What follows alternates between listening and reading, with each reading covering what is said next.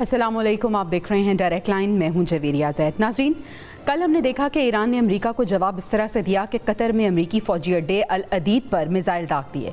दोहा में अमेरिकी बेस पर 6 मिसाइल फायर किए गए। कतरी दारुल हुकूमत में धमाकों की आवाज़ें सुनी गई। ईरान ने कतर में अमेरिकी फौजी अड्डे के खिलाफ मिसाइल ऑपरेशन को फतह की बिशारत का नाम दिया और ये कहा कि अमेरिका के उस हमले का जवाब है जो अमेरिका ने ईरान की 3 अहम एटमी तंसीबात पर किया था।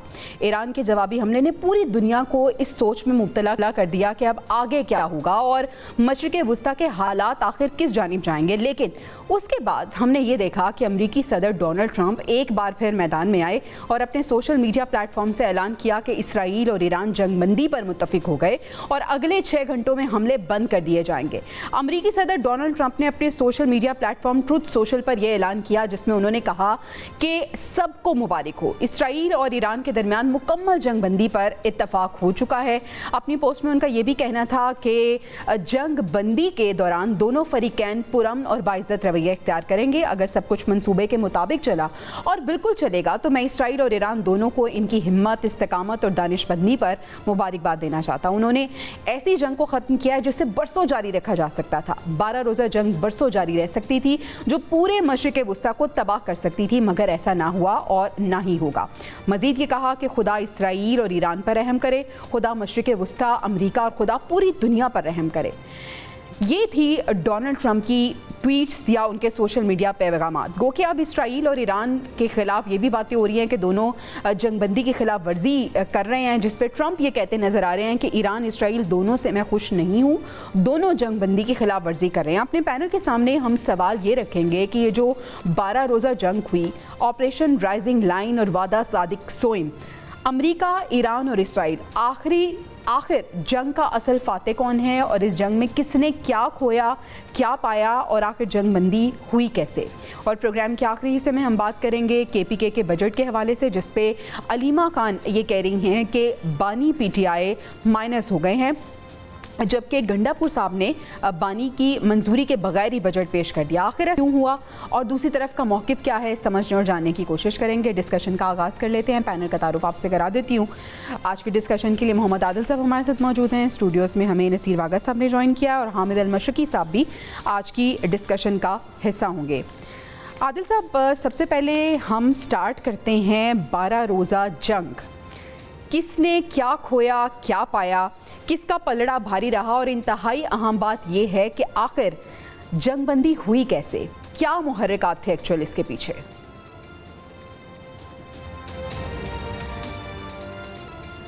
देखिए, तीनों जो हैं मुल्क, अमेरिका का, इसराइल का, ईरान का, अपना अपना क्लेम है। अमेरिका दावा करता है कि उसने ईरान को जो है वो जो जौहरी मामलात हैं उससे पाक कर दिया है। अब ईरान जो है वो दोबारा जौहरी बम नहीं बना सकता है। अमेरिका के इस क्लेम के ऊपर अमेरिका के अंदर जो है बहुत सारे सवालिया निशान जो हैं वो उठ रहे हैं कि पहले तो इतना मौका दिया गया कि अब ये बात कही जा रही है और आलमी इदारे की तरफ से भी ये तशवीश सामने आई है कि जो ईरान ने अपना यूरेनियम जो 400 kg के करीब है और जिससे वो 10 एटम बम बना सकता है, अफसुदा हालत में है, उसको जो है वहाँ से मुंतकिल कर दिया था। तो अमेरिका का क्लेम है कि उसने ईरान को इस जौहरी जो मामलात हैं उससे दूर कर दिया है, जबकि ईरान का क्लेम है कि वो उसकी जौहरी मामलात अभी तक इंटैक्ट हैं और उसके पास यूरेनियम है और वो दोबारा जो अपना प्रोग्राम है उसको शुरू कर सकता है। आप ये देखें कि एक तरफ अमेरिका ने पहले इसराइल को आशीर्वाद थपकी दी कि वो हमला कर दे और उसने हमला किया और ईरान ने फिर उसके जवाब में जो कुछ किया। इस जंग में जो मुझे लगता है वो भुगतना जो है वो उन 3 बड़े ममालिक को पड़ सकता है मशरिक़ वुस्ता के, जिसमें सऊदी अरब है, कतर है और यूएई है कि अब अमेरिका जो है उनको ईरान से फिर डराएगा। उनसे अरबों डॉलर के उसने पहले ही एग्रीमेंट किए हुए हैं, अब डिफेंस के नाम पर उनको जो है वो अरबों डॉलर का असला इन 3 मुल्कों को बेचेगा। इस जंग से किसी को कुछ हासिल नहीं हुआ। मशरिक़ी वुस्ता जो है अभी भी जो है वो जंग के दाने पर है। ये शरारत इसराइल की तरफ से कभी भी किसी भी वक्त हो सकती है और ये फिर सारा जो खित्ता है, ठीक है, यानी आपको लग रहा है कि प्रेशर अभी कम नहीं हुआ। जहाँ तक ईरान का ताल्लुक है, उसने کہیے گا کہ قطر کے کردار کو آپ کس طرح سے دیکھتے ہیں؟ قطر نے ثالثی کا کردار ادا کیا، اس کے ساتھ ساتھ ہم روس کے کردار پہ بھی بات کرنا چاہیں گے۔ رشیا کا کیا کردار رہا؟ کیا یہی محرکات بنے جنگ بندی تک پہنچنے میں؟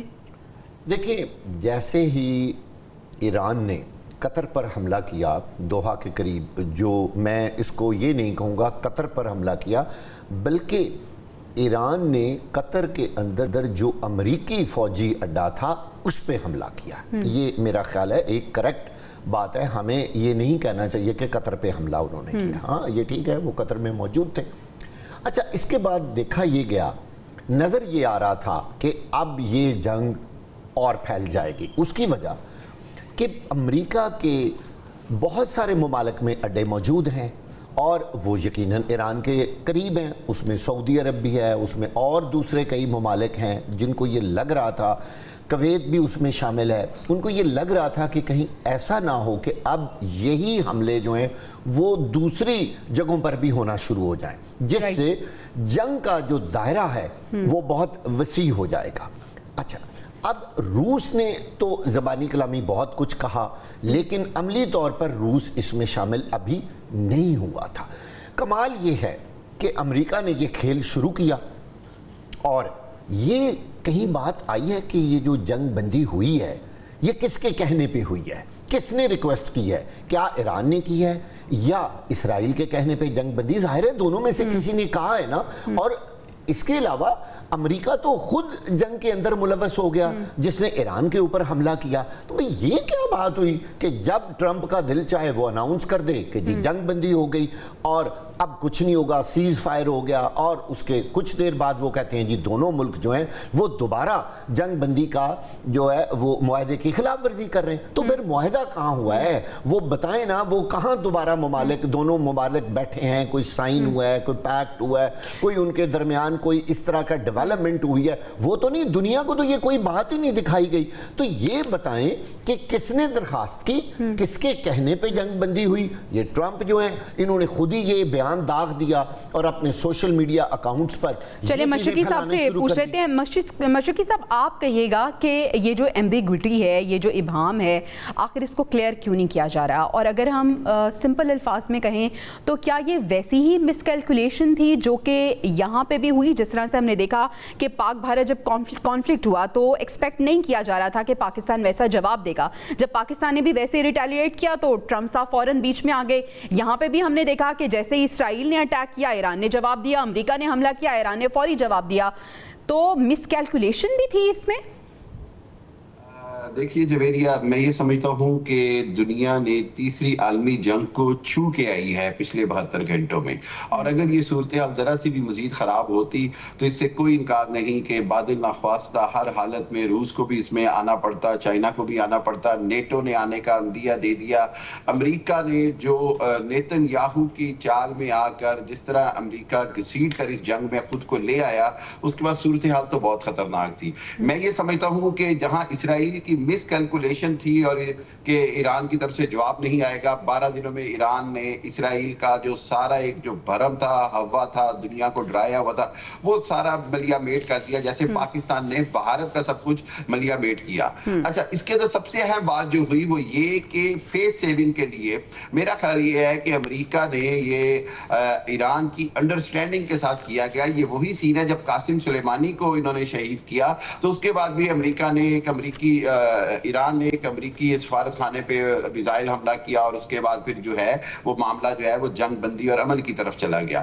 میں یہ سمجھتا ہوں کہ قطر نے بڑا اہم کردار ادا کیا، اور یہ بات بالکل باغا صاحب کی ٹھیک ہے کہ یہ قطر پہ حملہ نہیں ہے۔ جتنے بھی امریکی اڈے دنیا میں کہیں بھی ہیں، آپ یقین کریں کہ ان کے باہر ایک بورڈ لگا ہوتا ہے کہ آپ اس اڈے میں انٹر ہونے کا مطلب ہے کہ آپ امریکہ کے اندر ہیں اور امریکہ کے قوانین اور ضوابط آپ پہ لاگو ہوتے ہیں، یعنی وہ دنیا میں کسی بھی ملک پہ ہو۔ تو گویا کہ یہ بات بڑی کلیئر ہے کہ یہ قطر نے بڑا اچھی مصالحت کرائی، لیکن یہ ایک آتش فشاں ہے، اور میں یہ سمجھتا ہوں کہ نیتن یاہو جو مقبولیت میں اپنی زیرو اس وقت گراف پہ ہے، مقبولیت کھو چکا، حکومت خطرے میں، ایران کی رجیم چینج کرتے کرتے اب نیتن یاہو کی حکومت مجھے ختم ہوتی نظر آ رہی ہے اگلے چند دنوں میں یا اگلے 2-3 مہینوں میں، اور اس کو بچانے کے لیے ہو سکتا ہے نیتن یاہو دوبارہ کوئی شرارت کرے، اور یہ جنگ بندی اگر کسی کے سب سب سے زیادہ اچھا نقصان میں ہے تو یہ جس جانب آپ نے اشارہ کیا ہے عادل صاحب، امریکہ یا اسرائیل، اگر ہم دونوں ممالک کی بات کریں تو ایران کے حوالے سے رجیم چینج کی بہت باتیں کرتے ہیں،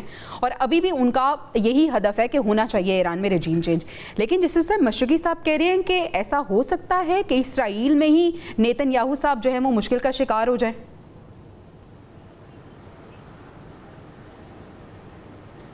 دیکھیں وہ تو ایک جب انہوں نے فلسطین کے اوپر حملہ کیا تھا اس وقت بھی ان کی یہی سچویشن تھی، پھر انہوں نے جینوسائیڈ کیا، وہاں پر ہزاروں فلسطینیوں کو شہید کیا۔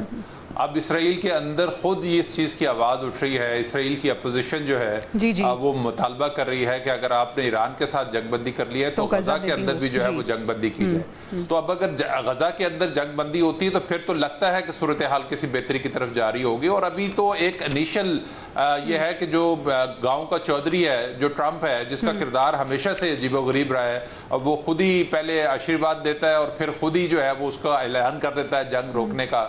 تو ابھی جو امریکہ بہادر نے جنگ خود ہی اس کو جو ہے وہ جنگ بندی کی طرف لے کے جا رہا ہے۔ دیکھتے ہیں کہ آگے معاملات کس حد تک جو ہے وہ شرائط جب ٹیبل پہ بیٹھیں گے، بات چیت کا دور شروع ہوگا، کس ملک کی اس میں ثالثی شامل ہوگی۔ اچھا عادل صاحب ایک اور پوائنٹ بھی پلیز کلیئر کیجیے گا، ایک اور پوائنٹ کلیئر کیجیے گا کہ آپ کو لگتا ہے کہ دونوں طرف سے یہ فیس سیونگ تھی، امریکہ کا ایران پہ حملہ کرنا اور پھر ایران کا جو جوابی حملہ تھا، یہ دونوں طرف سے فیس سیونگ تھی اور پہلے سے یہ اطلاعات موجود تھی دونوں کے پاس؟ دیکھیں جیسے کل امریکہ کے اڈے پر حملہ کیا، بیسیکلی وہ علامتی حملہ تھا، اور ایران نے جو ہے قطر کو بھی انفارم کیا تھا اور امریکہ کو بھی انفارم کیا تھا کہ وہ میزائل اٹیک کرنا چاہ رہا۔ دیکھیں ایران کی ایک مجبوری ہے کہ جو انٹرنل پریشر ہے ایران کے اندر، اتنے سارے سائنسدانوں کی شہادتوں کے بعد، اتنے سارے جرنیل کی شہادتوں کے بعد، اور سینکڑوں جو ہے ایرانی جو ہے وہ شہید ہوئے، اگر ایران یہ جواب نہ دیتا، یہ حملہ نہ کرتا، بے شک علامتی حملہ کیا لیکن اس نے اپنے عوام کو بتایا ہے کہ اس کے پاس اتنی کیپیسٹی ہے کہ وہ امریکہ کے تمام اڈے جو اس مشرق وسطیٰ میں جو 9 کے قریب بنتے ہیں، وہ اس کی میزائل کی رینج میں ہے۔ 2020 میں بھی اس نے یہی کیا تھا کہ حملے سے پہلے امریکہ کو بتا دیا تھا کہ وہ اٹیک کرنے لگا ہے، اور اب بھی اس نے یہی کیا کہ اس نے بتا دیا، اور اس کے بعد ہی جو قطر ریاکشن تو آیا قطر کی طرف سے، لبنان نے بھی آج قطر کی حمایت کی ہے، باقی برقوں میں بھی جو ہے وہ قطر کی پہ وہ حملے کی مذمت کی ہے، تو اس کے بعد ایک پریشر یقینی طور پہ بلڈ ہوا ہے، اور آج ٹرمپ نے سعودی عرب کا خاص طور پہ شکریہ ادا کیا کہ اس کا جو ہے بڑا امپورٹنٹ رول ہے اس سارے معاملات میں۔ تو یہ سعودی عرب قطر کا اس میں ثالثی میں رول ہے۔ اب دیکھتے ہیں کہ جب بات چیت ٹیبل پہ جائے گی تو ایران کو کہاں کس حد تک جو ہے وہ بیک فٹ پہ جانا پڑے گا۔ اچھا ٹھیک ہے آپ کا پوائنٹ آ گیا۔ باغر صاحب آپ کہیے گا کہ کیا یہ ایک سنہری موقع ایران کے پاس یہ بھی ہے کہ وہ اپنے جو دوسرے ممالک کے ساتھ تعلقات ہیں ان کو بہتر کر لے؟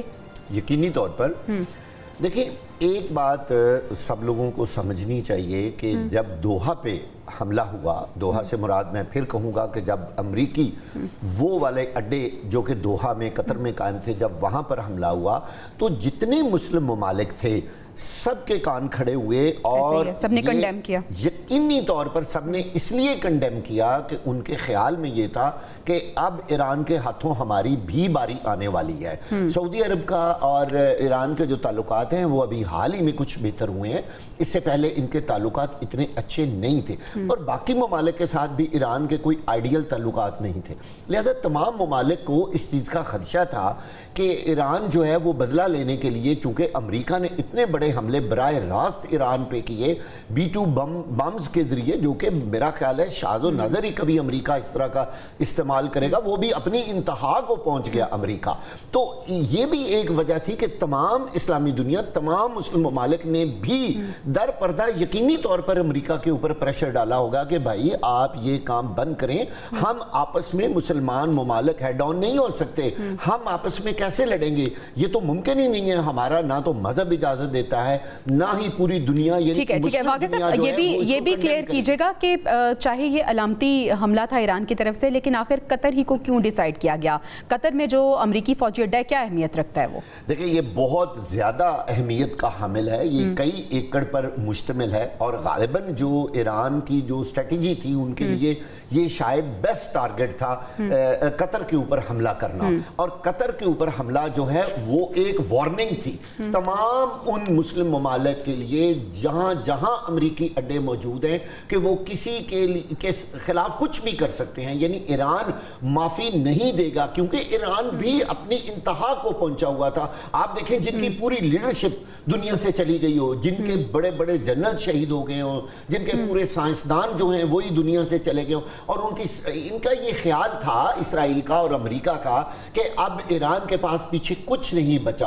لیکن ان کی سیکنڈ اور تھرڈ ٹیئر کے جو لوگ تھے انہوں نے بھی کمال کر دیا, اور اسرائیل اتنی تباہی کے بارے کبھی تصور بھی نہیں کر سکتا تھا کہ اتنا کچھ ہوگا. یہ جو ریٹیلیشن ایران کی طرف آئی ہے اس نے اسرائیل کو مجبور کر دیا, اور میں اب آپ کو یہ یقین سے کہہ رہا ہوں کہ یہ جو جنگ بندی ہے یہ اسرائیل کی درخواست پر امریکہ نے کی ہے, کیونکہ امریکہ کو اسرائیل کے جو ہیں وہ مفادات زیادہ پیارے ہیں, ایران کے ساتھ تو اس کا کوئی تعلق نہیں ہے. لیکن جب انہوں نے دیکھا کہ ایران تو چھا رہا ہے اور ایران کا موریل, نقصان تو سارے لوگوں کا ہوتا ہے جو جنگ میں, تو اس کا موریل اتنا اپ تھا. آپ دیکھیں ایک بیان بھی ایران نے کہا میں آخری وقت تک لڑوں گا, آخری گولی تک لڑوں گا. ٹھیک ہے مشرقی صاحب, آپ سے یہ جاننا چاہوں گی کہ ہم نے دیکھا کہ ٹرمپ یہ دعویٰ کرتے ہوئے نظر آ رہے ہیں کہ اب انہوں نے ایران کو مکمل طور پہ ایٹمی طور پہ مفلوج کر دیا ہے, لیکن دوسری طرف آپ کو نہیں لگتا کہ جو اسرائیل اور امریکہ کا پوری دنیا پہ ایک بھرم بنا ہوا تھا,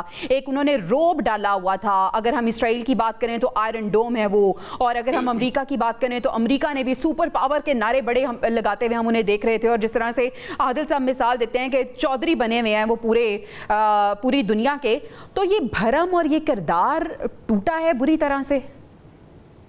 جی جویریہ ڈیفینیٹلی, دیکھیے سب سے بڑی بات یہ کہ یہ بھرم جو تھا یہ ایکچولی سارا ایک جھوٹے پروپیگنڈے کے اوپر کھڑا تھا, اور اس جھوٹے پروپیگنڈے کی کبھی بھی زیادہ لائف نہیں ہوتی. اور سب سے بڑی بات یہ کہ جس انداز میں میں یہ سمجھتا ہوں کہ اسرائیل پر اٹیک کیا کا تل ابیب میں تباہی ہوئی, وہاں پہ تو وہ سوچ بھی نہیں سکتے تھے کہ 70 سالوں میں کہ ان پر بھی کوئی اس طرح میزائلوں کی بارش کر سکتا ہے. وہ تو دیکھتے آئے تھے مظلوم غزہ کے ہسپتالوں کو تباہ ہوتے, اسکولوں کو تباہ ہوتے, بچوں کو شہید ہوتے, انہوں نے تو وہ تو اس کو سیلیبریٹ کرتے تھے. بدقسمتی سے ایک قوم کو اتنا ظالم بنا دیا گیا کہ وہ اس کو سیلیبریٹ کرتے تھے جو غزہ میں ظلم ہوتا تھا.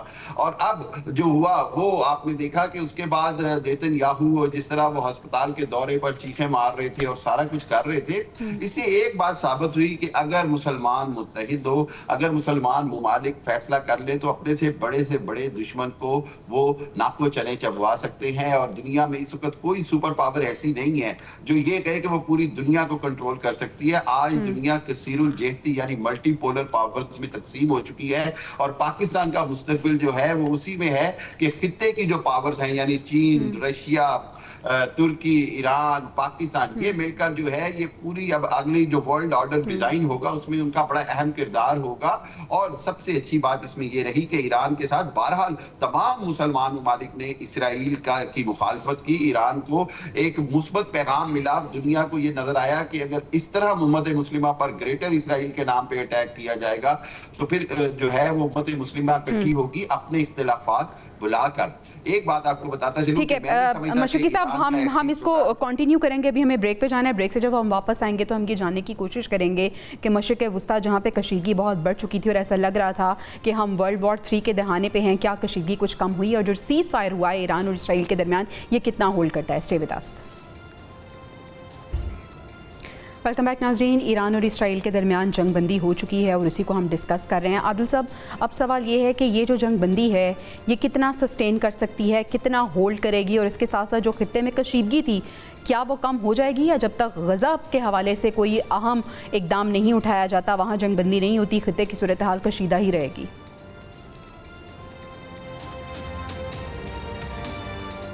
دیکھیں, ٹرمپ کے کہنے پہ جنگ شروع ہوئی, ٹرمپ کے کہنے پہ جنگ ختم ہو گئی. غزہ کا تو اس سارے معاملے کے ساتھ کوئی تعلق ہی نظر نہیں آتا. سارے مسلم ممالک جو ہیں وہ کوشش کے باوجود غزہ کے اندر جنگ بندی نہیں رکوا سکے.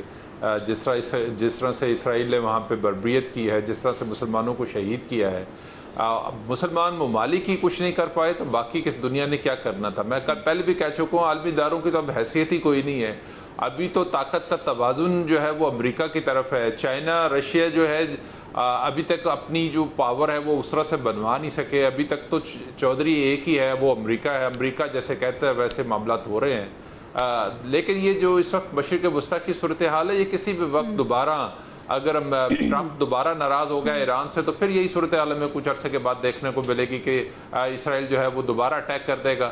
تو اس میں تو میں تو یہ سمجھتا ہوں کہ چلے ایک اچھا موقع جو ہے وہ آ گیا ہے کہ امریکہ نے جنگ بندی کروا دی ہے. باقی ممالک کو اس میں پریشر جو ہے اس کو بلڈ کرنا چاہیے اور یہ معاملہ کسی ایک ایسے معاہدے کی طرف چلنا چاہیے. دیکھیں مشرق وسطیٰ کے ممالک میں نہ ایران کو اتنا طاقتور دیکھنا چاہتے ہیں اور نہ وہ اسرائیل کو اتنا طاقتور دیکھنا چاہتے ہیں کہ وہ ان کے گلے کا جو ہے وہ پھندا بن جائے. تو اس لیے ان کی کوشش ہے کہ معاملات جو ہیں جو نیوٹرل جسے کہتے ہیں کہ دونوں ملکوں کو جو ہے وہ نیوٹرل کر دیا جائے. تو اب جب ٹیبل پہ بیٹھیں گے بات چیت ہوگی, اس میں سعودی عرب کی طرف سے کیا معاملات آتے ہیں, باقی جگہ سے کیا معاملات, ملکوں کا پریشر کس طرح سے بلٹ ہوتا ہے, تو اس کے بعد کوئی کلیئرٹی شاید آ سکتی ہو. امریکہ کی خواہش تو شروع سے تھی کہ وہ ایران کو جو ہے زیر کرنا چاہتا تھا. پہلے اس نے اس کی پراکسیز کو جو ہے وہ ختم کیا اور پھر اب ایران کی باری آ گئی. اچھا, یہ جو ان کی خواہش تھی کہ وہ ایران کو زیر کرنا چاہتا ہے, واقع صاحب آپ کو لگتا ہے کہ ایران کو زیر کر لیا ہے امریکہ اور اسرائیل نے؟ جو مقاصد حاصل کرنا چاہتے تھے وہ مقاصد حاصل کر لیے انہوں نے؟ ایران تو زیر نہیں ہوا, نہ ہی ایران کا مورائل آج کی تاریخ تک ڈاؤن ہوا ہے. یہ بات تاریخ یاد رکھے گی اور ریکارڈ پر ہے کہ ایران نے ایک بھی کمزور بیان نہیں دیا اس پوری جنگ کے دوران. اس کا مورائل بھی اپ رہا, اس نے اپنے حملے بھی بھرپور کیے, اپنا پورا نقصان بھی اس نے بہت زیادہ کروایا, لیکن اس نے اسرائیل کو جو مزہ چکھایا ہے وہ رہتی دنیا تک یاد رہے گا. دیکھیں امریکہ نے کیا کیا, آپ نے دیکھا ہوگا نا, ایک بڑا پہلوان ہے وہ کہتا ہے میرے لڑنے سے پہلے نا میرے چھوٹے جو پہلوان ہیں نا ان کے ساتھ لڑا جائے. یہ اسرائیل جو تھا وہ ایک چھوٹے پہلوان کی طرح سامنے آیا, ایران کے اوپر اس نے حملہ کیا. لیکن جب امریکہ نے دیکھا کہ اس نے تو میرے چھوٹے پہلوان کو پچھاڑ کے رکھ دیا ہے اور برباد کر کے رکھ دیا ہے, پھر اسرائیل بولا, اس نے کہا بھائی اپنے B-2 بمز لے کے آؤ, اپنے بڑے بڑے طیارے لے کے آؤ, اسرائیل کو ایران کو تباہ و برباد کرو, نیوکلیر پر حملے کرو. مجھے تو اس نے تباہ و برباد کر دیا. ساری دنیا نے دیکھا جو نقصان اسرائیل کا ہوا ہے, شاید تاریخ میں اتنا نقصان نہ کبھی ہوگا نہ کبھی آج تک اسرائیل کا ہوا ہے. ان کو جو غلط فہمیاں تھی نا وہ دور ہو گئی, جو ان کے دماغ کے اندر باتیں بیٹھی ہوئی تھی کہ ہم ایران پہ حملہ کریں گے, آگے سے کوئی بولے گا نہیں ہے. اور خاص طور پر جو ایران کے اندر جو غدار تھے انہوں نے جس طرح اسرائیل کا ساتھ دے کے اپنی فرسٹ ایئر کی نمبر 1 کی جو ان کے لوگ تھے ان کو جس طرح انہوں نے شہید کروایا, اس کے بعد تو اسرائیل کو یقین تھا کہ اب ایران اٹھے گا ہی نہیں اور شاید ہمارے پاؤں پڑ جائے گا. ٹھیک ہے مشرقی صاحب, جب یہ جنگ شروع کی تھی اسرائیل نے تو کیا اس کو یہ علم تھا, کیا وہ اس طرح سے ویل اویئر تھے کہ اگر امریکہ اسرائیل کا ساتھ نہیں دیتا یا امریکہ ہیلپ نہیں کرتا اسرائیل کی تو اسرائیل ایران کے سامنے سٹینڈ نہیں کرے گا؟ میں سمجھتا ہوں بہت بڑی مس کیلکولیشن تھی نیتن یاہو کی اسرائیل کی. ان کا خیال تھا کہ ایران کوئی زیادہ رد عمل نہیں دے سکے گا, 1500 میل دور ہے, ہم جس طرح چاہیں گے ان کا ایئر ڈیفنس سسٹم مفلوج کریں گے اور پھر اس کے بعد ہم رجیم چینج کریں گے, ہم ان کی ایٹمی تنصیبات تباہ کر دیں گے, ہم جناب ان کے جو مکمل طور پر لیڈرشپ انہوں نے تباہ کر دی, شہادتیں دے دی. میرا خیال ہے بہت بڑی مس کیلکولیشن یہ ہوئی کہ ان کو یہ اندازہ نہیں تھا کہ ایران جو ہے وہ نہ حماس ہے, نہ حزب اللہ ہے, نہ کوئی گروپ ہے. ایران ایک ایسا ملک ہے جو 8 سال پہلے جنگ لڑ چکا ہے عراق سے. ایران ایک ایسا ملک ہے جو 20 سالوں سے پابندیوں کے باوجود وہ پروگریس کر رہا تھا ود ان کنٹری. انہوں نے بہت کچھ اچیو کیا ان ساری پابندیوں کے باوجود. ایران کا جو جواب تھا وہ میرا خیال ہے کہ تاریخی طور پر پوری دنیا کی جو فاشسٹ رجیمز ہیں ان کے لیے ایک لیسن کی حیثیت رکھتا ہے ہے کہ کسی کو اتنا نہ دباؤ کہ جب وہ ریئیکشن میں آئے تو وہ آپ کو تباہ و برباد بھی کر سکتا ہے, آپ کو بہا کر بھی لے جا سکتا ہے. میں نہیں سمجھتا کہ آج بھی ایران کا ایٹمی پروگرام کوئی 10-20 سال پیچھے چلا گیا ہے, بالکل اس کو جھٹکا لگا ہے. لیکن میرا خیال یہ کہ اب خطے میں ایک دوڑ بھی شروع ہو سکتی ہے دوبارہ سے ایٹمی طاقت بننے کی. اس کے اندر ترکی کی طرف سے بھی اندیا آ رہا ہے کہ ایسے لگ رہا ہے جیسے طاقت کا توازن جو ہے اگر اسرائیل نے اتنا زیادہ اپنے حق میں صرف ایٹمی صلاحیت کی وجہ سے کیا ہوا ہے تو بہت سارے مسلمان ممالک اب اس کی طرف سوچیں گے بھی. میرا خیال یہ کہ ایک اہم بات ہوئی وہ یہ کہ اب عرب ممالک اور ایران, پاکستان, ترکی ان کو مل کر کوئی نہ کوئی اپنے لیے لائحہ عمل بنانا ہوگا تاکہ وہ جو باہر کا ایگریسر ہے, جارحیت کرنے والا ملک ہے, وہ اس سے جو ہے وہ آئندہ کے لیے مکمل لائحہ عمل کے ساتھ اس کے ساتھ مقابلہ کیا. ٹھیک ہے. عادل صاحب اب یہ اس ہم جو چانک ہے اس کو کنکلوڈ کرنا چاہتے ہیں, یہ بتائیے گا کہ واٹس نیکسٹ, آگے کیا ہونے والا ہے. اور پاکستان کے تناظر میں بڑا امپورٹنٹ یہ ہے, ہم کبھی بھی ٹرمپ پہ ٹرسٹ نہیں کر سکتے. پاکستان کا اب آگے کردار کیا ہونا چاہیے؟ کیا پاکستان کو بہت زیادہ توجہ دینے کی ضرورت ہے اپنے نیوکلیئر پروگرام کو سنبھالنے کی, کیونکہ کچھ بھی ہو سکتا ہے؟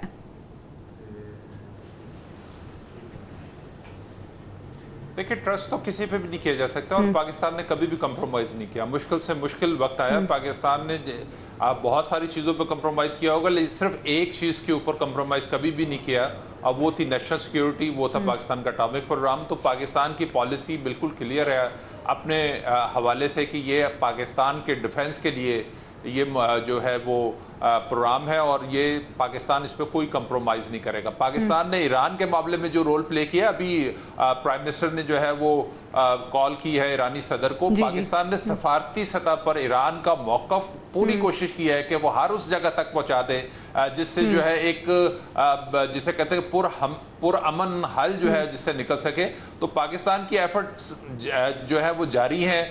پاکستان کے رابطوں کی بدولت بہت سارے جو ایران کے تحفظات ہیں وہ باقی ملکوں تک پہنچ چکے ہیں. تو یقینی طور پر پاکستان کا رول ہے. پاکستان کو جس چیز پہ سب سے زیادہ فوکس ہے وہ اپنا جو اس کا مشرقی بارڈر ہے, جو انڈیا نے جس طرح سے پاکستان کے اوپر حملہ کیا تھا. اور میں تو یہ سمجھتا ہوں کہ جو انڈیا کا اس سارے جنگ مشرق وسطیٰ کی جنگ سے کچھ عرصے پہلے پاکستان کے اوپر ایک الزام لگا کر حملہ کرنا, ہو سکتا ہے وہ بھی اسی سارے معاملے کی کڑی ہو کہ پاکستان اگر اس ٹائم انڈیا کے زیر اثر ہو جاتا تو پھر آپ سوچیں کہ اس وقت اس خطے کے سچویشن یقیناً بہت مختلف ہوتی. واقع صاحب آپ سے یہ جاننا چاہوں گی کہ کیا طاقت کے توازن کو برقرار رکھنے کے لیے آپ کو لگتا ہے کہ دیگر اسلامی ممالک بھی ایٹمی ہتھیاروں کی, ایٹمی پاور کی دوڑ میں اب آگے آئیں گے؟ دیکھیں, ساری دنیا دیکھ رہی ہے کہ آج کے جدید دور میں آپ نے پاکستان اور بھارت کے درمیان اور ابھی اسرائیل اور ایران کی جنگ کے دوران آپ نے یہ چیز دیکھی کہ اب میزائل کا دور ہے. اب جو جنگ ہے وہ زمینی جنگ بہت کم ہے, لہٰذا ہر ملک جو ہے اپنے آپ کو مضبوط کرنا چاہتا ہے, چاہے وہ اٹامک پاور بن کے مضبوط کرے یا وہ جہاز لے کے یا جدید ترین بیلسٹک میزائلز بنا کر کرے. بات ہے کہ اپنی سیکیورٹی ہر ملک کو بہت ضروری ہے. یہ جو ابھی حال ہی میں ایران کا یہ واقعہ پیش آیا ہے, یہ بات یاد رکھنی چاہیے کہ ایران کا یہاں مضبوط ہونا مسلم دنیا کے لیے بہت ضروری ہے. اگر اسرائیل ایران کے اوپر غلبہ حاصل کر لیتا تو بہت سارے مسلمان ممالک کو پتہ چل جاتا, اور خاص طور پر وہ ممالک جن کے اندر بادشاہتیں قائم ہیں وہ سب کچھ جانتے ہیں کہ امریکہ ایک نعرہ لگاتا ہے کہ یہاں بادشاہت نہیں چاہیے. آپ نے پہلے بھی دیکھا کیا کیا ہوا ہے, لیبیا میں کیا ہوا, شام میں کیا ہوا, اور بہت سارے اس طرح کے ممالک کے آپ کے سامنے مثالیں انہوں نے نیست و نابود کر کے اپنی مرضی کے کٹ پتلی لوگوں کو سامنے لے کے آیا. ہمارے دائیں بائیں جو بادشاہتیں قائم ہیں وہ حقیقت میں امریکہ سے ان کو خوف ہی یہ ہے کہ خدا نہ خواستہ کہیں وہ ہماری بادشاہت کے خلاف بات نہ کر دیں. اگر اسرائیل کامیاب ہو جاتا اور یہاں پر وہ ایران کو زیر کر لیتا تو یقین جانے اس خطے کے اندر طاقت کا توازن اس برے طریقے سے گرنا تھا کہ میں یقین سے آپ کو کہتا ہوں تمام مسلم مسلم ممالک نے یہ سمجھ وہ سب غیر محفوظ بالکل ہوتا. بالکل ایسے ہی. اچھا مشرقی صاحب، سروائیول آف دا فٹسٹ یہ مثال ہم ہمیشہ سے سنتے آئے ہیں، یہ رول بھی ہے دنیا میں سروائیو کرنے کے لیے، لیکن پھر ایسا کیوں ہے کہ دوہرے معیارات بنائے جاتے ہیں؟ جب ویسٹ کے پاس تمام تر پاور ہوتی ہے تو وہ جسٹیفائڈ ہے، لیکن اگر اسلامی ممالک وہ سب پاور اپنے پاس رکھنا چاہتے ہیں اور خود کو اسٹرانگ کرنا چاہتے ہیں تو ان پہ الزام لگا دیا جاتا ہے اور ان کو نیست و نابود کر دیا جاتا ہے کہ اس سے دنیا کو خطرہ ہے. یہ ڈیول سٹینڈرڈ کیوں ہے؟ دیکھیے یہی وہ منافقت، یہی وہ ڈیول سٹینڈرڈ ہے جس کی وجہ سے میں یہ سمجھتا ہوں کہ جب ہم نے پہلی بار اسلامی سربراہ کانفرنس ہوئی تو اس وقت جو اس وقت کی جو مسلم لیڈرشپ تھی اس کی کوشش تھی کہ ایک مشترکہ اسلامی فوج بنائی جائے، مشترکہ اسلامک بینک بنایا جائے، ایک اسلامی بلاک بنایا جائے جو پوری دنیا میں ایک سپر پاور، اس وقت کولڈ وار کا دور تھا، اس کو چیلنج کرنے کے لیے تھا. سو وجہ یہ ہے کہ دیکھیں اسلام جو ہے وہ ان سب کے لیے ایک چیلنج ہے. ان کو اسلاموفوبیا اور جو اسلام سے ان کا نفرت اور جو اس کا خوف ہے اس کی وجہ سے یہ ڈیول سٹینڈرڈ جو ہے ان کا مزید ایکسپوز ہوتا ہے. ایک چھوٹی سی بات ضرور سمجھنی ہوگی، وہ یہ کہ خدا نہ خواستہ اگر ایران اسی کا زیر نگین آ جاتا اسرائیل کے، تو آپ یہ بات سمجھیں کہ اسرائیل جو ہے وہ پاکستان کے بارڈر پہ آ جاتا اور پاکستان کے لیے کتنی مشکل صورتحال ہوتی کہ ایک طرف انڈیا، ایک طرف ایران میں اسرائیل کی یا اسرائیل نواز حکومت اور دوسری طرف افغانستان میں ایک ان بیلنس طالبان کی حکومت. سو میرا خیال یہ ہے کہ ایران کا سروائیول، ایران کا جو دفاع کرنا ہے وہ پاکستان کے سیکنڈ لائن دفاع کی حیثیت بھی رکھتا تھا. اس لیے پاکستان، چائنا اور رشیا نے مل کر اس چیز کو انشور کیا ہوا تھا کہ کسی بھی حالت میں ریجیم چینج کی کوئی بھی ایسی سازش کو کامیاب نہیں ہونے دینا چاہیے. اور سب سے بڑی بات یہ کہ جو وہ امریکہ جو چاہتا ہے وہ کرنے کی کوشش کرتا ہے. تو پہلی بار نظر آیا ہے کہ خطے کے اندر دونوں جنگوں کے اندر امریکہ سرکار یا اسرائیل اور انڈیا اور امریکہ کا گٹھ جوڑ جو چاہتا تھا وہ اس میں ناکام ہوا. اور یہ ہوا ہے کہ اسلامی ممالک نے انہیں منہ توڑ جواب دیا ہے. ناظرین ہمیں بریک پہ جانا ہے، بریک سے واپس آئیں گے تو ہم بات کریں گے پاکستان تحریک انصاف میں آخر کیا چل رہا ہے. کے پی کے کا بجٹ بھی پیش کر دیا گیا ہے، کیا خبریں اس حوالے سے جانیں گے بریک کے بعد. Stay with us. Welcome back ناظرین. کے پی کے کی بات کریں تو مالی سال 2025-26 کا صوبائی بجٹ پیش کر دیا گیا ہے. علی امین گنڈاپور صاحب نے بانی کی منظوری کے بغیر یہ بجٹ پیش کیا ہے. علیمہ خان اس پہ کیا کہہ رہی ہیں، پہلے وہ سن لیتے ہیں. میڈم کیا عمران خان کو مائنس کر دیا گیا؟ مائنس عمران خان صاحب نے تو کہا تھا میرا اپروول ہوگا. میرا خیال ہے مائنس ہی ہو گئے. کے پی کے ایم پی کہتے ہیں علی امین گنڈاپور بہت طاقتور ہے، ہم اس کو نہ نہیں کہہ سکتے. تو پھر اگر بوجھ نہیں اٹھا سکتے تو گھر جائیں. عادل صاحب، بڑا ایک سوالیہ نشان ہے کہ کیا واقعی بانی پی ٹی آئی کو مائنس کر دیا گیا ہے؟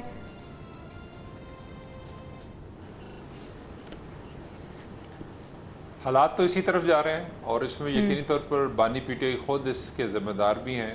بہت سارے مواقع ان کے پاس آئے تھے کہ وہ بات چیت کا حل نکال سکتے تھے، لیکن انہوں نے اپنے آپ کو پریفر کیا کہ وہ سوشل میڈیا میں اپنے آپ کو زندہ رکھنا چاہتے ہیں، تو وہ رہیں زندہ سوشل میڈیا میں.